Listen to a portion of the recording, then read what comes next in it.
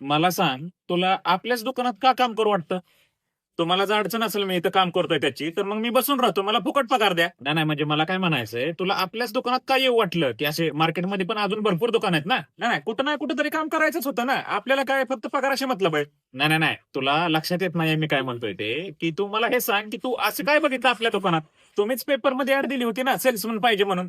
तेच बघितलं होतं मी. अरे तू आहे ना, काम सोडून ह्या दुकानासाठी अजून काय देऊ शकतो? हो, तुम्हाला मी काय त्यातला वाटलो काय? मी कामाशिवाय दुसरं काय नाही देऊ शकत.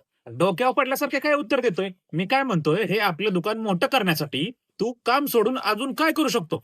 मोठं तर मला व्हायचंय ना, म्हणून तर मी कामाला आलोय. जर मी तुमचं दुकान मोठं करू शकलो असतो, तर मग मी स्वतःच दुकान नसतं का टाकलं? अबे साले. अरे माझ्या सोन्या, मला एक सांग, की तुझं दुकानात काम करण्यासाठी मोटिवेशन काय आहे? पैसा म्हणजे पगार. आधीच सांगितलं होतं ना मी तुम्हाला. बहनचोद.